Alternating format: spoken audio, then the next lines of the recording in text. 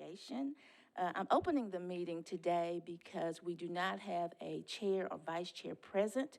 And so the Parks Board will elect a chair pro tem to preside over today's meeting. Mr. George Anderson has agreed to serve as chair pro tem, but must be elected. And thank you, Mr. Anderson. And with that, I'll entertain a motion. I'm moved to ask George to lead the meeting. Second. Okay. Any discussion? All in favor? Aye. Any opposed? Thank you. Mr. Anderson, the floor is yours. Let's stand for the Pledge of Allegiance. I pledge allegiance to the flag of the United States of America and to the republic for which it stands, one nation, under God, indivisible, with liberty and justice for all. Welcome, everyone, to the August Parks Board meeting. I will start by reading the appeal of decisions. Pursuant to the provisions of 2.68.030 of the Metropolitan Code of Laws, please take notice that decisions of the Metropolitan Board of Parks and Recreation may be appealed to the Chancery Court of Davidson County for review under a common law writ of certiorari. Any appeal must be filed within 60 days after entry of a final decision by the board. Any person or other entity considering an appeal should consult with an attorney to ensure that time and procedural requirements are met. We will move. First, I want to welcome Pete DeLay to the board. That is one of our items today in new business. He has been informed by the council, and just welcome aboard, and we appreciate you offering to serve. Let's move to the consideration of minutes. If everyone's had a chance to review them, I will entertain a motion or any changes that need to be made. I have a small change I'd like to make. It's so small it's not almost worth saying, but we did have Mark Bradfield step in for Tim Nates on the capital projects, and so it just needs to reflect who was actually presenting on that. Change, do we have to, okay, so noted. Any other changes? Motion to approve? I make a motion to approve. Second, Cruz, all those in favor? Aye. Oppose? The minutes are passed. Any Metro Council referrals today? Councilmember Sharon Hurt has just joined us in support, I believe, of an agenda item that is further along on the agenda. Okay. There's no old business. We'll move to the consent agenda. Unless there's opposition, I'll consider a motion for the entire consent agenda approval. So moved. Second? All those in favor? Aye. Oppose? I'm sorry, did you have, I'm sorry, I should have asked for discussion. Yes, I'm sorry. I did have a discussion item.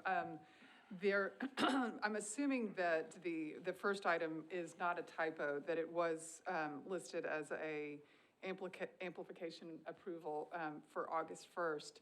And I think, is that not a typo? That is actually. I don't believe that's a typo. Mr. Hester?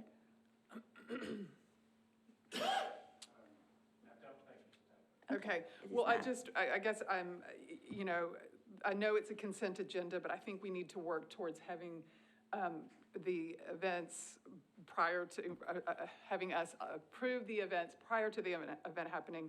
I feel uncomfortable approving an event that has already happened. Agreed. Good catch. Absolutely. And sorry, I passed by the discussion out of practice a little bit. So, all right. So, are there any other questions or discussion for consent agenda? All those in favor? Aye. Did we have a motion? Yeah, we did. Oppose? All right. The consent agenda is passed. All right, we've covered the first two items of new business. Moving to new business 082204. The Engine for Art, Democracy, and Justice at Vanderbilt University requests approval to begin a community input process, raise funds, and create a large-scale public artwork at Fort Negley Park. EADJ is working with artist Joseph Dojo Love and partners, the Frist Art Museum and Fisk University on an artist project called the Fort Negley Mural Project. This process will result in a temporary 2,140 square foot mural painted on the side of the hill between the old ball field and Fort Negley Visitor Center. Who would like to report on that? Someone, sir, give your name, please. Yes, I am Joseph Dojo Love III with EADJ. I'm here to answer any questions, I guess. Or do I need to present the project, or? You have any? You can tell us a little bit about it, it'd be great. Okay, yeah, so as you heard, it's a mural project. I've invited some community members here, or former community members.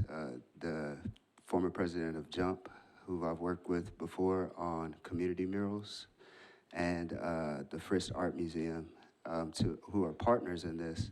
But I plan to work with the community at large, including institutions like University School of Nashville, where I've worked previously, on experiential learning projects. So that culminated into a mural production that can be seen inside of their garage, the parking garage that's on 21st Avenue. So that's an example of the idea for this. I have to cede myself to the creative process, so I don't have sketches for what it exactly will look like, but I plan to work with historians, staff from the Fort Negley Visitor Center, and other community members for input to what this will actually look like.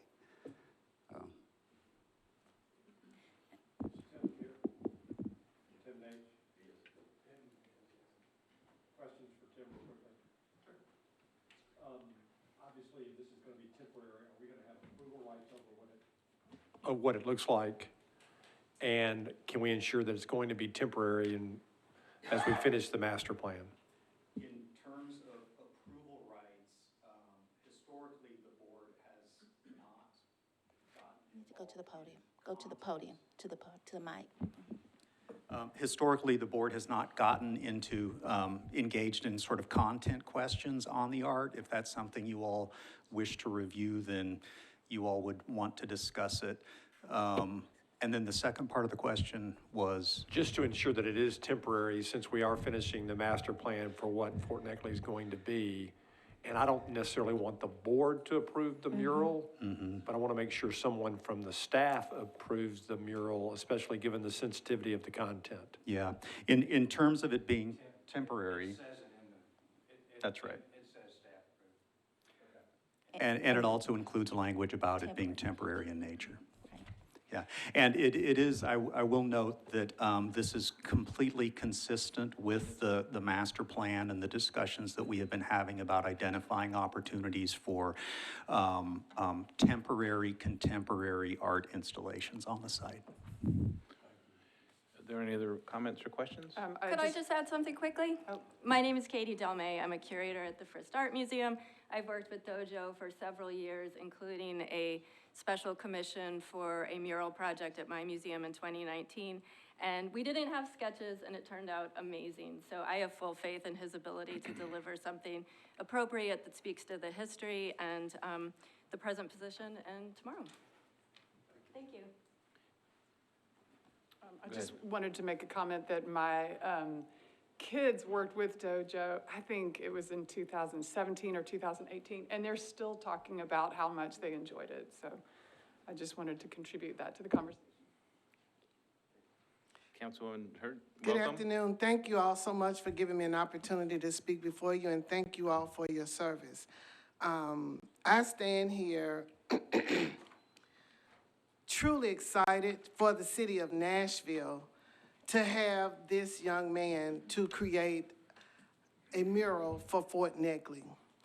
I think that I may have been the one that helped orchestrate the very first mural that Dojo and his team members have done, and I know they did a total of 5 on Jefferson Street. And this was probably around 2013 or 14, somewhere around in there. And the most famous one of all you probably know is the one with Jimi Hendrix and Johnny Jones on the Elks Lodge wall that they created. But what I can tell you, and I'm so pleased that this young man owns the work that he does. He emerges himself into the art as well as the story in which is to be told. I know that you say that it's temporary, but I guarantee you that it is something that you will want to keep forever because it will be something to behold. I don't know if you all have been over on Herman Street where there's a picture of Miles Davis, a mural that Joseph did. I call him Joseph. I've been knowing him for a long time, and I know his artist name is Dojo, but he's Joseph to me. But when I tell you that I think it's something that you should go and see, because it is absolutely captivating. And the work that he does, it is personal. It's every last piece that he does is a personal piece that he does to make sure that the story that you want told is told. And I am just so proud that he and Big Fella and his comrades have come together to make sure that they not only celebrate the history of Fort Negley, but they live it. And all of that is inside of him that you will see in his artistry as it comes out. So I urge you all to absolutely approve this, and I hope that he is paid well for the services that he will provide. Thank you. Thank you so much. Anybody else? If there's not any more discussion or any questions, I'll entertain a motion. Second. And a second. Any further discussion? All those in favor? Aye. Opposed? Motion carries. Dojo, thank you. You got quite a following and some great work around town. All right, moving to item 082205, staff requests acceptance of a $25,000 grant from Nashville Convention and Visitors Corp. This grant is in support of the museum feasibility study as part of the Fort Negley Master Plan. The Parks Department will match the grant 50%. The matching funds have been approved and will come from the existing fund being used for the Fort Negley Master Plan. Staff recommends approval. Any discussion or I entertain a motion? Sorry, I was a little bit confused about the different players in this proposal. So if I understand it correctly, Hodgson Douglas is overseeing Randall Gross's work for the most part. We have a 5-year contract with HDLA for, in addition to the master plan implementation. So we're bringing in Randall Gross under that existing contract. Any other points of clarification or questions? I entertain a motion. I move approval. Any discussion? All those in favor? Aye. Opposed? The motion carries. All right, moving on to 02206, overview of the annual monitoring facility usage report for ES Rose Park Sports Complex. John Holmes. John Holmes. Good. Actually, Wayne Evans, can you hear it? Okay. Yeah. Wayne Evans did all the work. Fortunately, he's at his daughter's golf match, so that's an important place for him to be. So I'm going to try and give you a short synopsis of what the report is. It's the same report that we do each year. It's outlined in the agreement what the different components of the report are. Just to highlight, field usage numbers are based on 17 potential usable hours, which is 6 a.m. to 11 p.m. each day. And if you look at the report on the usage, it shows what Belmont does, and then the hours that we permit to schools, youth leagues, adult tournaments, whatever it is that are using it. Belmont's maintenance and improvement expenses include upgrades to the concession stands this year. The concession stand, when it was initially built, was not in compliance with the actual agreement, and Belmont initiated and made structural changes to the concession stand so that it would be in compliance with the agreement. And basically what that means is when it was set up initially, only one operator could use it at a time. Now there is the ability for an operator and for the community to use it as well. There's two different storage areas where people can operate out of it. So if and when the community is interested, or a group from the community is interested in operating it, we can allow that to happen now. And then just lastly, the maintenance and improvement numbers do not reflect the $900,000 that they spent in July to redo the soccer field. The soccer field had become worn and I don't want to say unsafe, but it had become problematic. And as a result, they redid the entire soccer field at their expense of $900,000. And that will be reflected in next year's numbers. It was because those numbers came out. The expense was in July rather than the year that we look at. If anyone has any specific questions related to the report, I'll be happy to answer it. This report has already been shared with the council members in the 15, 16, 17? 16, 17, 18. Anyway, three of the districts that are around Rose Park. And we will also have it posted on the website under Rose Park, where we have posted all the other annual reports that we've got, so that the public can view this and have access to it. And Question, John. Yes, sir. It seems like there's plenty of unscheduled availability for the general public. Are we running into conflicts between Belmont and sports teams who want to use it between 3 and 8, which are the times that are most frequently of potential conflict? what I have experienced with Belmont is if we go to them and say, hey, we've got a community group, or we have a group that wants to use this field, unless it's got they've got a team that's coming from out of town that is committed to a specific schedule, they'll change their schedule all the time.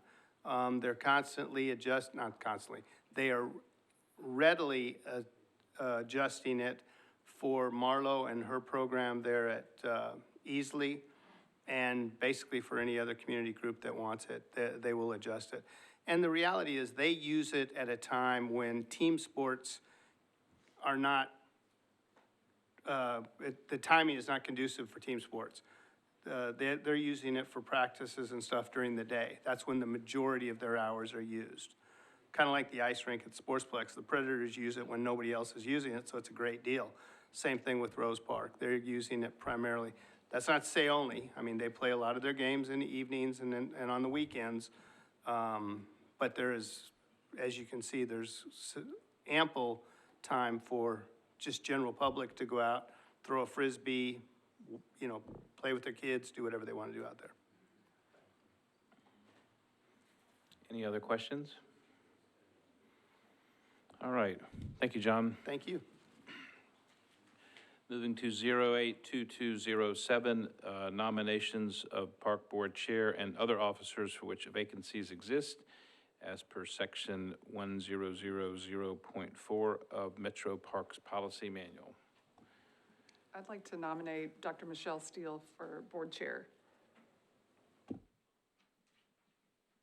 This is a second. Any other nominations?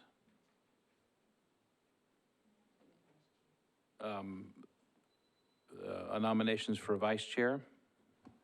I'd like to nominate George Anderson for vice chair. I was going to nominate you, so. Well. I got there first.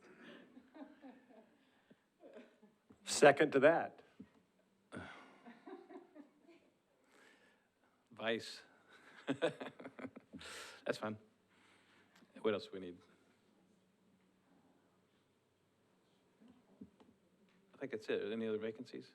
Oh, okay, I'm sorry, okay. I'm sorry, I thought there was other vacancies, I apologize. Okay. Oh, all right, all those in favor? Aye. Opposed? The nominations there'll be election on the election will be the next meeting. All right, we got two special presentations this meeting. Friends of Shelby Park and Fort Negley, we'll take them in that order. I will ask Rebecca to come up, introduce herself. Each presentation is 7 minutes. If you can keep it under that, would be great. I'm going to try. It has been 3 years since Friends of Shelby reported to this board. It was in August 2019. So is this presenting? Okay. So hi, I'm Rebecca Rotz. I am the Executive Director for Friends of Shelby Park and Bottoms. Very excited to be here today. We have a lot of updates, so I will try and fit it in as best I can. And I know that you all visited the park somewhat recently, at least at the Nature Center. But just to give a little recap, our work covers the full Shelby Park and Bottoms. You can see here on the map, courtesy of our friends at Greenways for Nashville.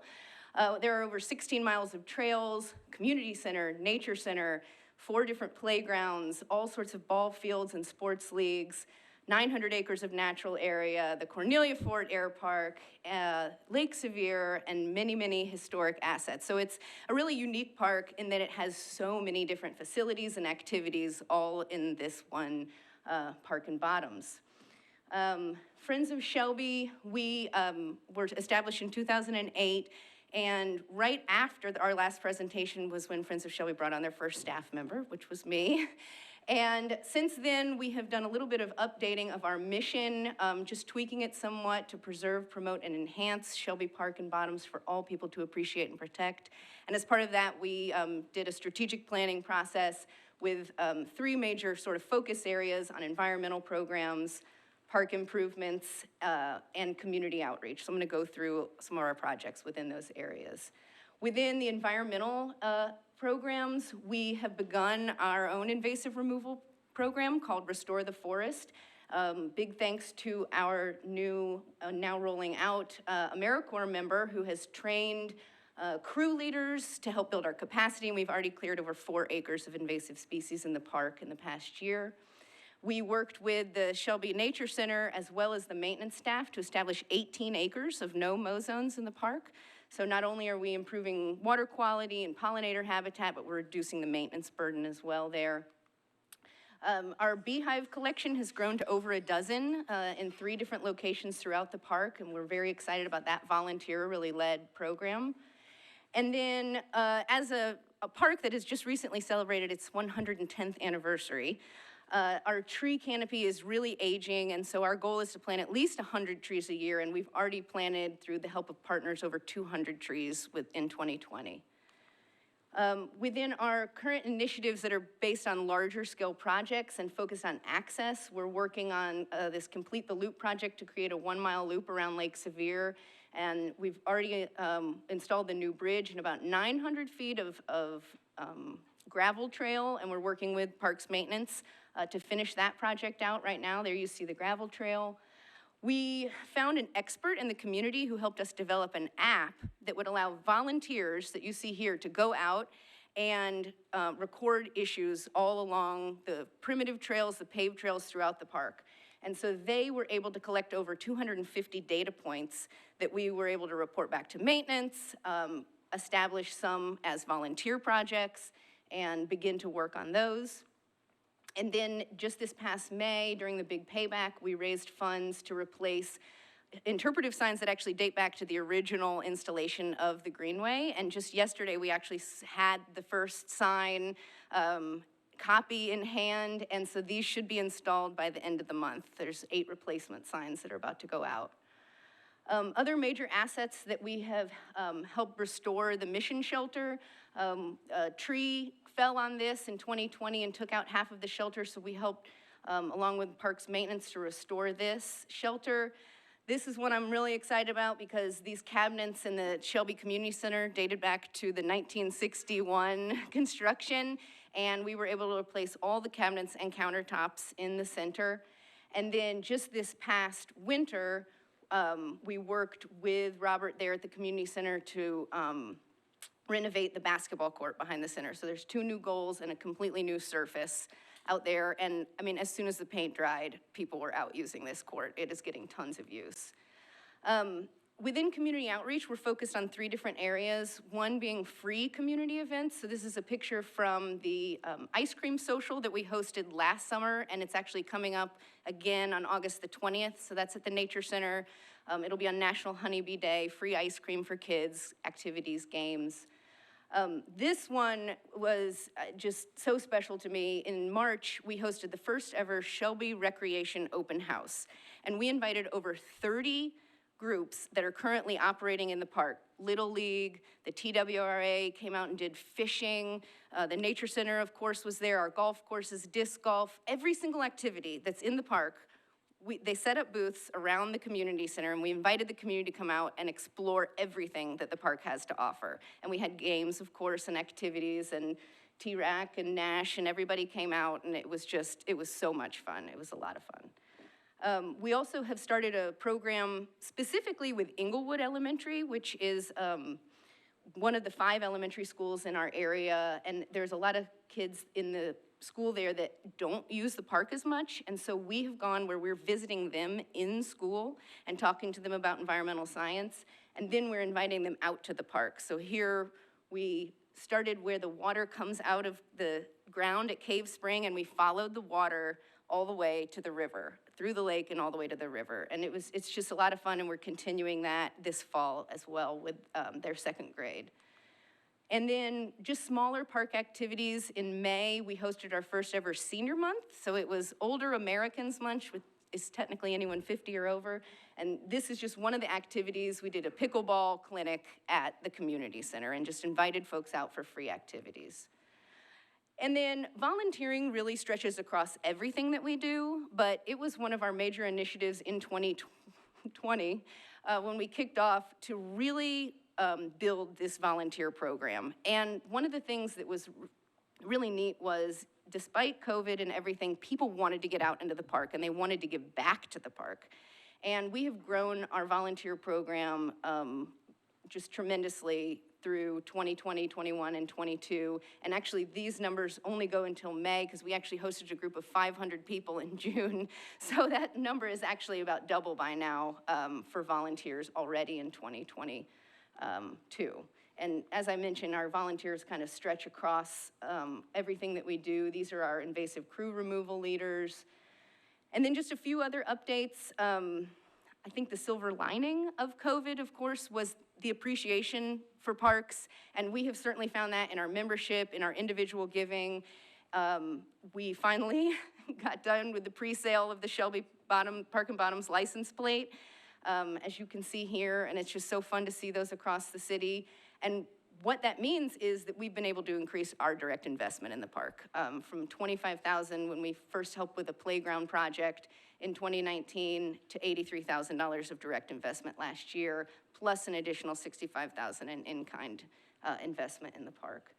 And then really on the horizon, what's coming up for us this fall, we will be again hosting the Fridays by the River Beer Garden series, which has been ridiculously popular, just to sit out under the trees and hang out with your community members.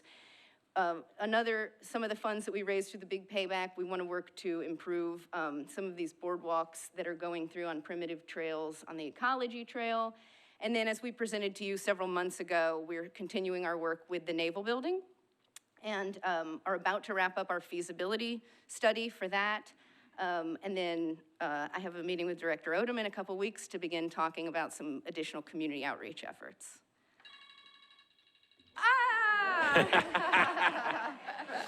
I felt like I was going really fast, but thank you.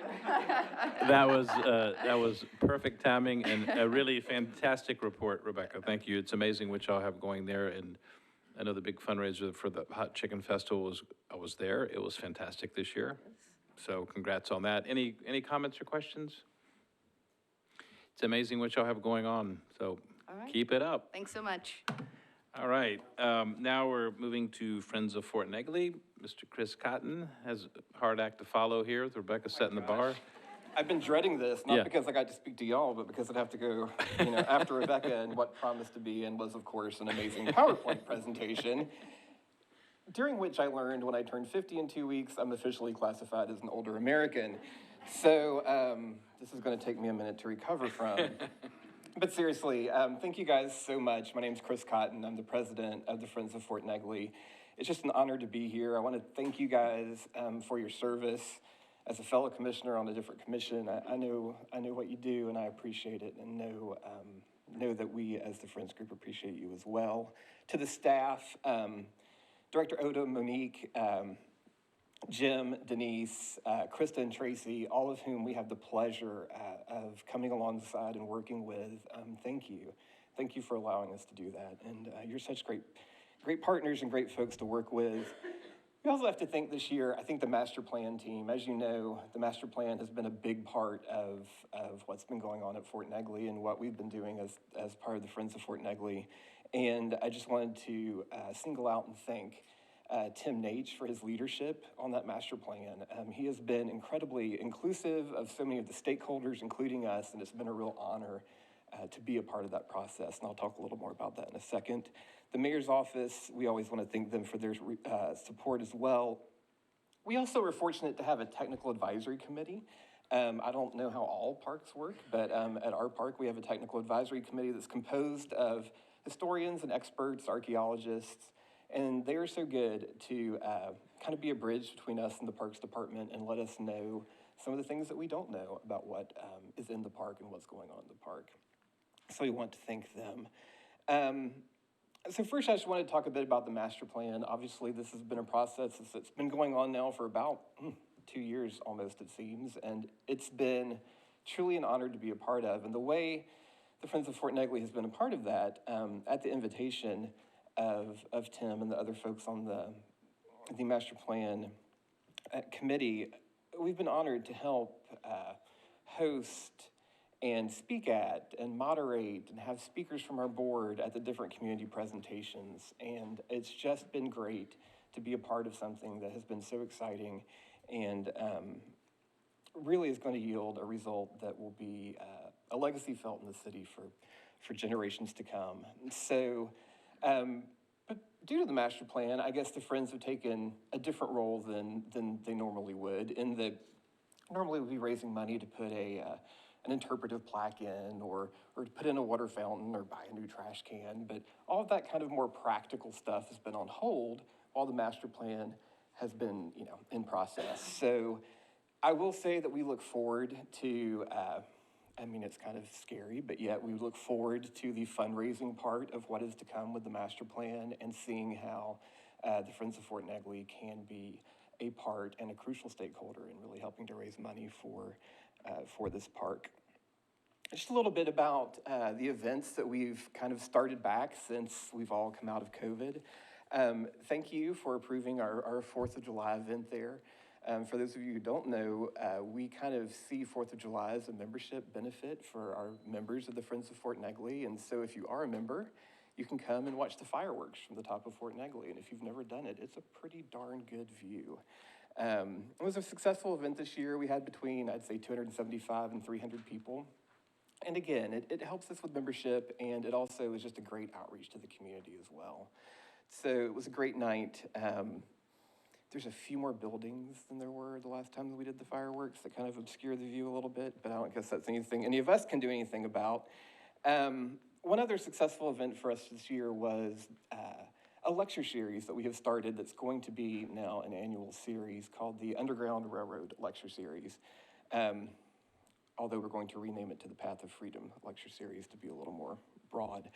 But this occurred during COVID, which was a challenge, and we were able to do it virtually. We had 3 speakers, Dr. Bridget Jones, Dr. Jane Landers, and Dr. Leah Rotha-Williams, who on consecutive weeknights spoke on the Underground Railroad. It was a great lecture series that was well attended online, but we certainly look forward to that being an annual event that is upcoming and hopefully will be live this time.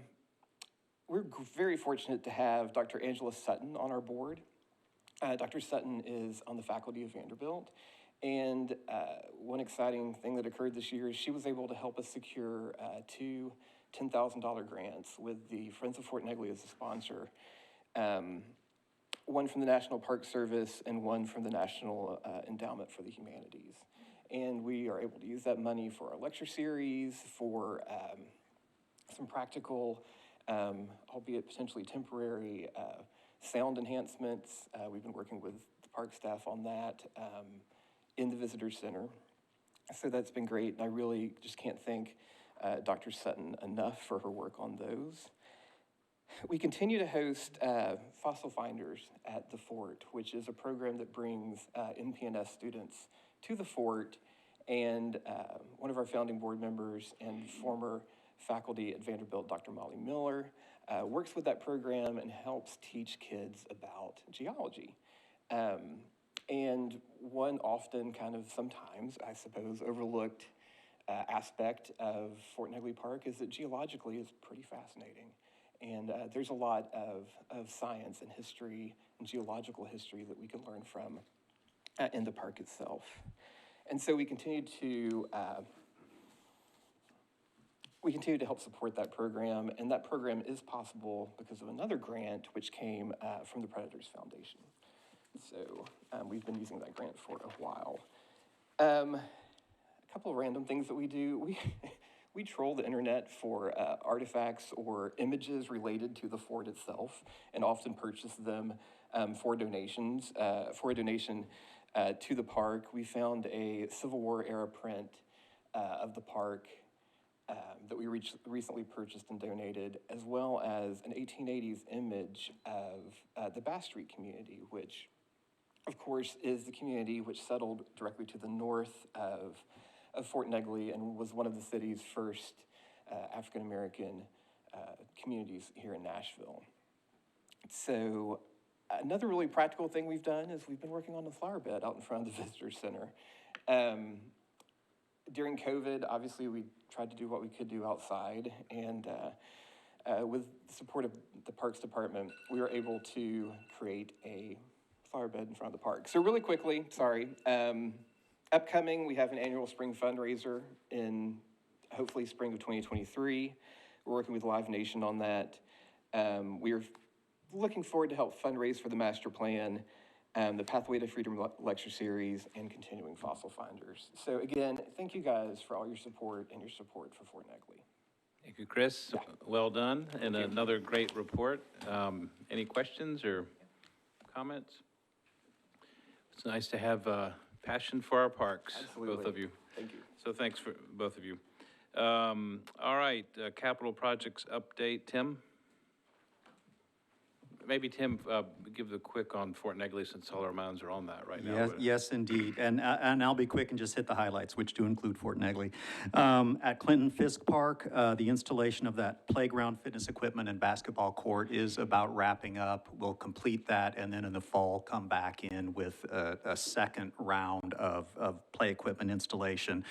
We were able to do that because we had a little bit of a balance on our budget, and after the discussion earlier this year about being more intentional about inclusive play, it was an opportunity to incorporate some more inclusive elements there at Fisk Park. Fort Negley, the master plan, I think you're aware that we had the last public meeting in late June. Internally now, we're in the production phase on the master plan, so it's writing, formatting, and editing with the intent of having that completed document ready to share very quickly, but it will reflect all of the input and recommendations that have been discussed publicly to date. In terms of building momentum for future steps at Fort Negley, I think the mural project is going to be really important, a near-term win to engage the community on the site, and then that museum feasibility study is going to be the next step in discussion about the visitor center. The master plan in general recommends expansion of that visitor center, and before we arbitrarily make decisions about square footage, about program, about what is included in terms of interpretive themes. We need to do that museum feasibility study, and it should inform how we position that museum or interpretive center, both on the Fort Negley site and in the larger constellation of tourist sites in Nashville. How long should that study take? I believe it's about 6 months. Let's see, at Hartman Park, we have the architect on board to begin design of the restroom building. That's one of the handful of participatory budgeting projects that we're undertaking. For the Old Hickory Community Center, design is proceeding. We're into the design development phase, and that is on the heels of the first round of public meetings we had about a month ago, which had great turnout.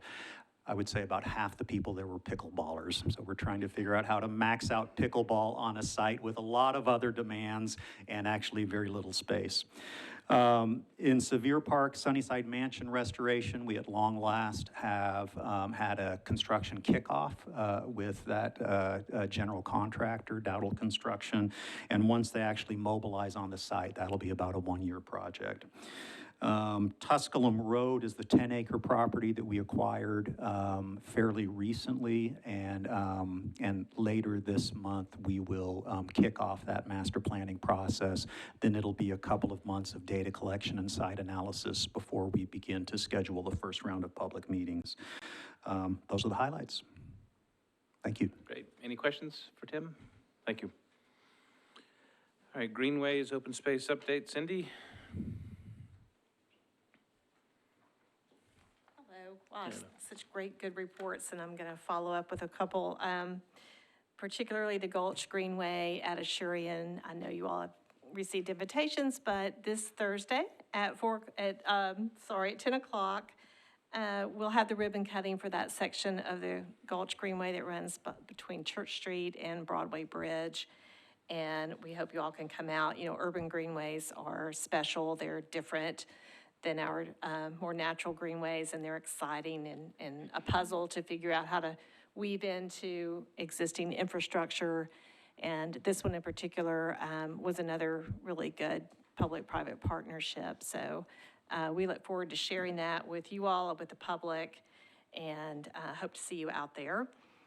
The Charlotte Railway Greenway, another urban greenway that we're working on. We've continued with our community meetings. We met last week with the Women's Caucus, the Metro Council, and tomorrow we'll be launching our community survey following up on the community meetings. So please keep an eye out for that, and love to have you participate. The Stones River and Whites Creek Greenway Trailhead upgrades. This is a project that you all approved that Greenways for Nashville has been working on for us, and they are about to wrap that up. These are 10 trailhead upgrades, 7 on the Stones River Greenway and 3 at Whites Creek over in the Hartman Mullins Park area. New trailhead graphics, sprucing up of all the trailhead kiosk and parking areas. So I encourage you to go out and see those. Another renovation that we have underway is the trailhead at Metro Center Levee, Gray Circle Road, also being done as a public-private partnership, and that's completely under reconstruction. It was in need of a facelift, and it'll be a few months before that's finished, but we're looking forward to that. The Cumberland River Greenway, a new section of that at Modera in the Nations is working its way through rezoning approvals, and if all that is approved, there'll be another about a little over a 1/10 of a mile section of urban greenway there. And then also just kind of keeping you up to date, I think I've told you all that there's a project adjacent to our park property on the Harpeth River that was donated by the Dorothy Kate and Thomas Frist Foundation several years ago. And this project adjacent, if it moves through its rezoning, will also, or could also bring in new greenway trail and more open space to the city. That's all I have. Any questions for Cindy? What's the total how long are the greenways now? I've lost track. We're at like 99.5 miles with this new Assyrian, and we recently opened, well, it's been a few months, the Hickory Hill Connector out at Ravenwood connects a whole neighborhood to the Stones River Greenway and to Ravenwood Park. And we have a little over 8.5 miles in design or construction right now. Thank you. Thank you. All right, Jackie, upcoming special events.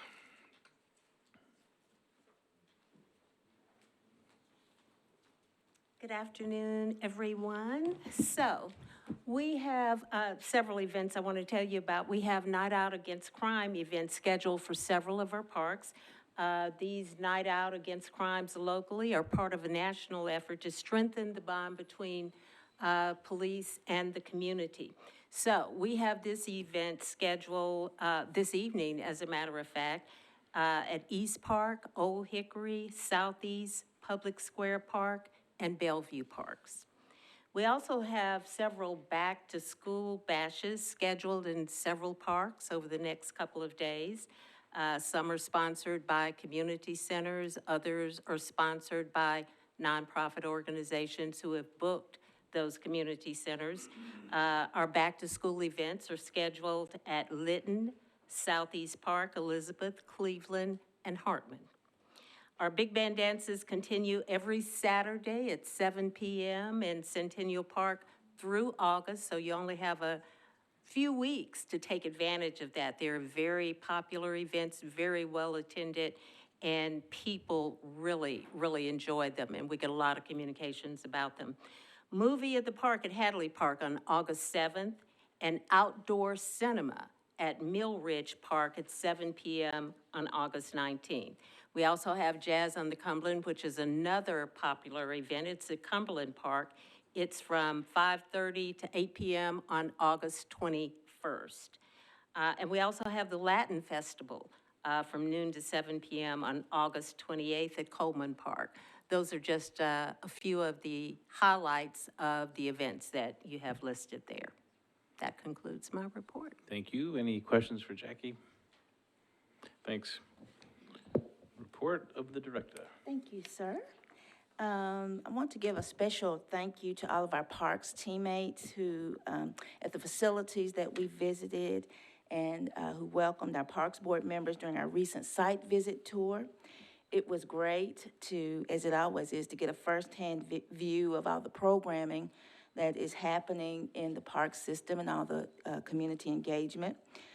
So for Park Board members who were unable to join us, sacrificed their time, sacrificed for us, we will be planning another tour in the next few months and hope you all will be able to join us.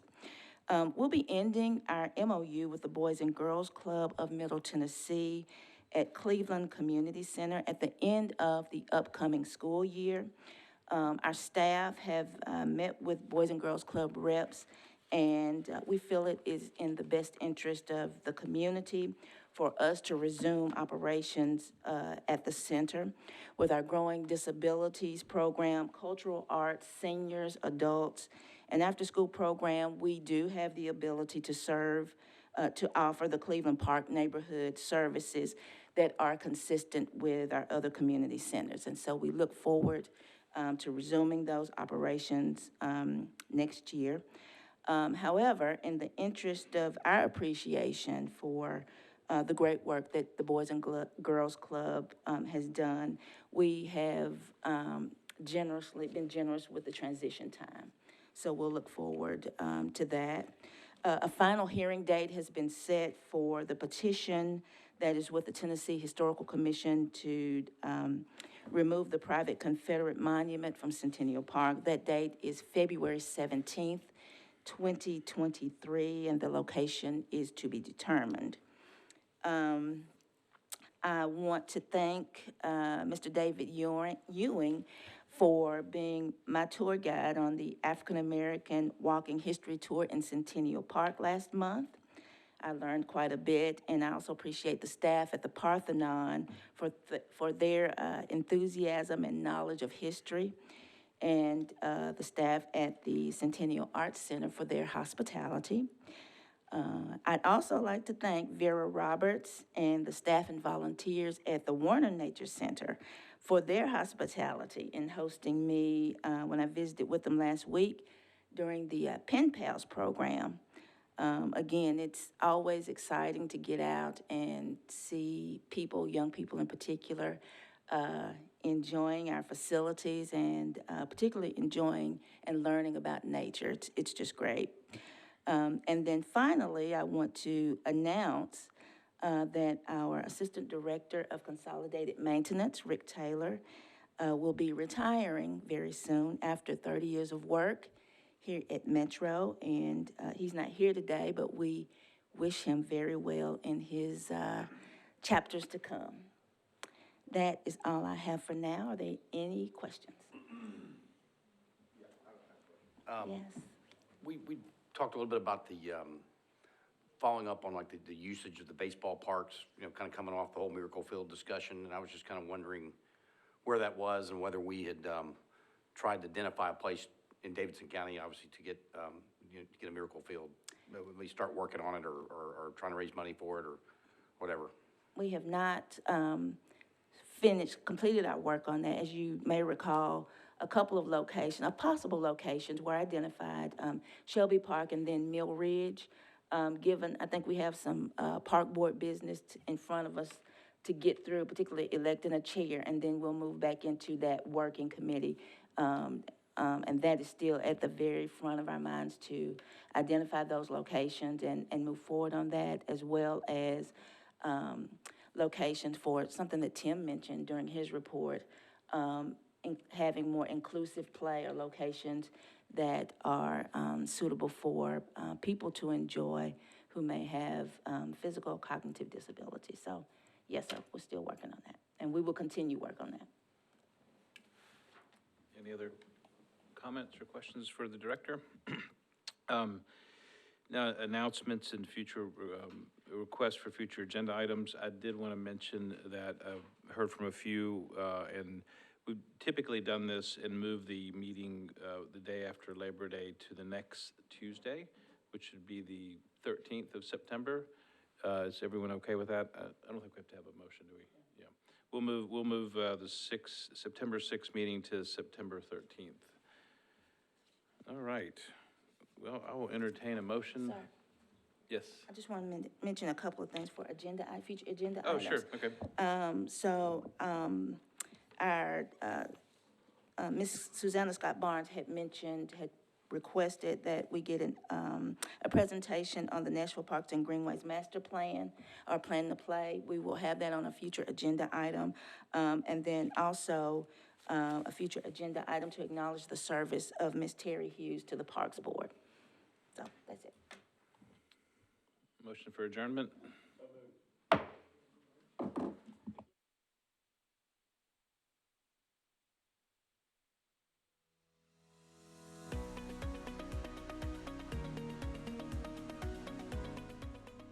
This has been a service of the Metro Nashville Network.